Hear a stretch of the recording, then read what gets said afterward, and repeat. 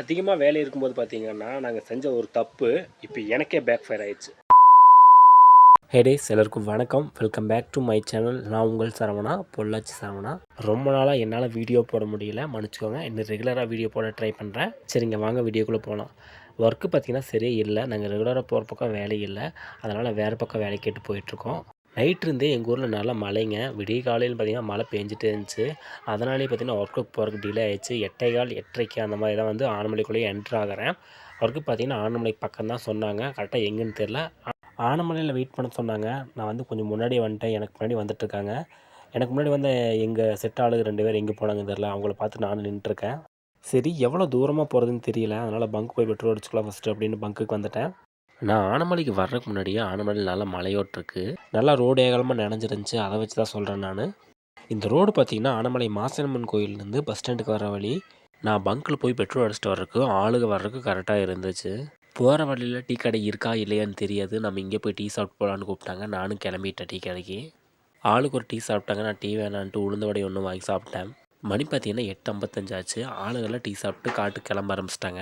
எனக்கு தோப்பு தெரியாதனால நானும் டக்குன்னு கிளம்ப ஆரம்பிச்சிட்டேன்.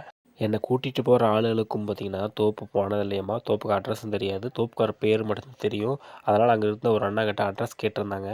அட்ரஸ் கேட்ட உடனே ஆளுக்கு வண்டி எடுத்துகிட்டு கிளம்ப ஆரம்பிச்சிட்டாங்க.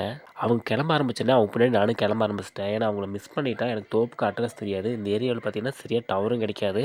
அதனால் நானும் வேகமாக கிளம்ப ஆரம்பிச்சிட்டேன்.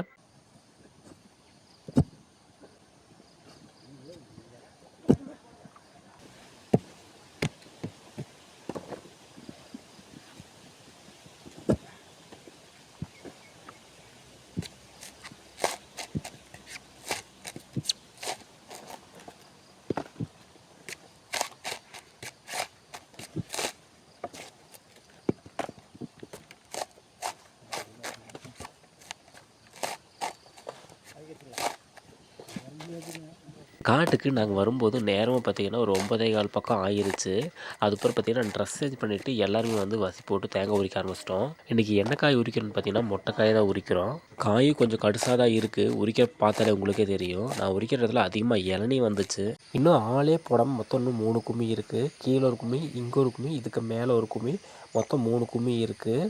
நாங்கள் பார்த்திங்கன்னா அந்த இடத்துல ஒரு கும்மியில் வசி போட்டிருக்கோம். அதுக்கு கீழே ஒரு கும்மி இருக்குது, அதுக்கு அந்த சைடு ஒரு கும்மி இருக்குது. மொத்தம் இந்த தொப்பில் 6 கும்மி பக்கம் இருக்குது. கணேசன் ஒரு வர சொல்கிறேன் போகிறேன். அப்புறம் காலையில் என்னன்னா இப்போ அப்போவே ஸ்கூலில் ஏதோ பேரண்ட்ஸ் மீட்டிங்கம்மா, அங்கே வேறு போகணும். நேற்றுங்க போனீங்க?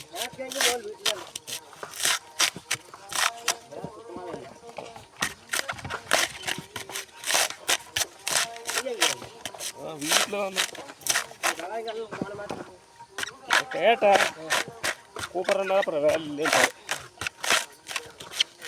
அப்புறம் உதயம் கூப்பிட்டு கேட்டேன். அப்புறம் என்ன உதயம் கூப்பிட்றான்னா, அவன் கூப்பிடும்போது நான் செல்லில் சைலண்ட்லேருந்து எனக்கு தெரியல. ஆனால் நானும் கூப்பிடல.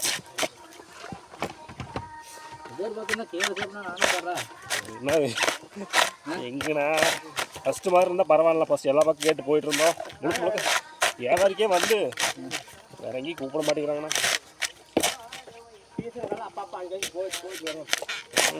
சொல்லி வச்சிடணும். இதோ அதிகமாக தான் கூப்பிட்டு வர்றாங்க.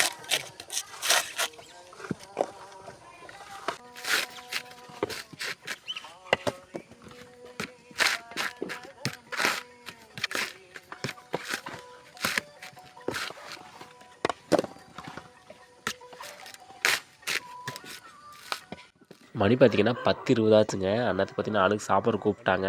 அதனால் இப்போ நாங்கள் சாப்பிட்ற கிளம்பிட்டோங்க. வேலைக்கு பார்த்திங்கன்னா காட்டுக்குள்ளே 9:15 அந்த மாதிரி தான் வந்தோம். 10:20 சாப்பிட்ற கூப்பிட்டாங்க. நான் பார்த்திங்கன்னா 250 300 காய் பக்கம் உரிச்சிட்டேன். இன்னும் கும்மியில் பார்த்திங்கன்னா ஒரு ஆளுக்கு 250 300 காய் பக்கம் வரும். எல்லா ஆளுக்கு சாப்பிட்ற கிளம்பிட்டாங்க. நானும் வந்து சாப்பிட்ற கிளம்புறேன். இந்த கும்மி பார்த்திங்கன்னா எங்களுக்கு கீழ் கும்மிங்க. இதில் பார்த்திங்கன்னா ஆளுக்கு 250 300 காய் பக்கம் உரிச்சிருக்காங்க. 9:15 வந்தோம். 10:20 சாப்பிட்றதுக்கு போனோம். 11 மணிக்கு எந்திரிச்சு உரிக்க ஆரம்பிச்சிட்டாங்க. ஏன்னா மழை வர மாதிரி இருக்குன்னு சொல்லி எந்திரிச்சு உரிக்க சொல்லிட்டாங்க.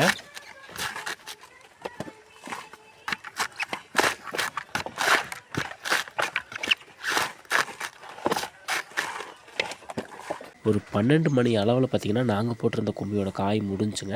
நான் வண்டி தத்தில் வந்து மட்டை போட்டிருந்தேன். அந்த மட்டை பார்த்திங்கன்னா வண்டி போகிற அளவுக்கு கொஞ்சம் மட்டம் தட்டி விட்டு நாங்கள் அடுத்த பக்கம் கிளம்பிட்டோங்க.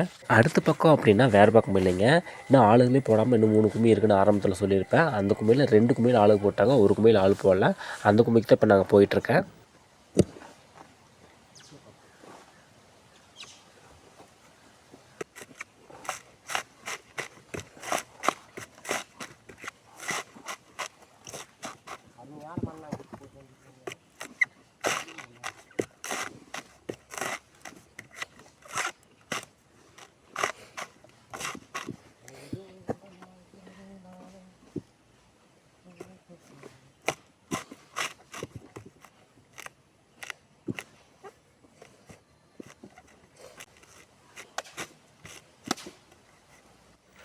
நாங்கள் இதுக்கு முன்னாடி உரிச்ச கும்மியில் கூட காய் ஓரளவுக்கு பரவாயில்லையோட்டிருக்கு. ஆனால் இந்த கும்மியில் பூரா மொத்த காய் தான் இருக்குது. நான் உரிக்கிற பார்த்தீங்கன்னா அந்த கம்பியில் சாறு வடியுது, தேங்காயோட சாறு வடியுது. அந்தளவுக்கு காய் மோசமாக இருக்குது. ரொம்பவே சிரமப்பட்டு தான் உரித்தோம்.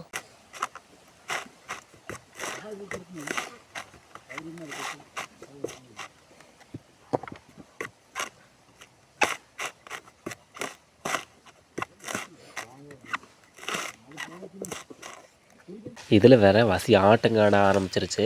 நம்ம முருகனை பார்த்திங்கன்னா மண் எடுக்க போயிருக்காரு, தூரமாக மண் எடுத்துகிட்டு வந்துட்டுருக்காரு. இருங்க உங்களுக்கு காட்டுறேன்.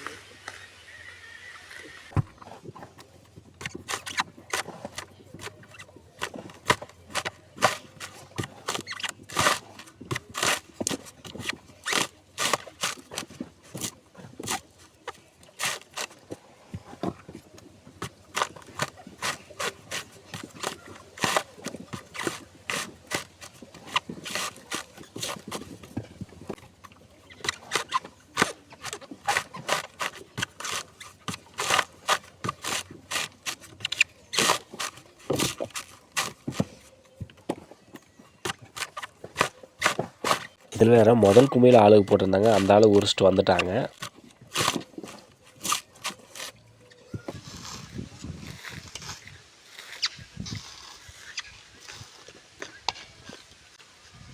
நான் பார்த்திங்கன்னா ஃபஸ்ட் கும்மியில் ஒரு 600 காய் உரித்தேன். இங்கே வந்து ஒரு 60-70 காய் உரிச்சிருக்கேன். அதுக்குள்ளே ஆளுக்கு வந்துட்டாங்க.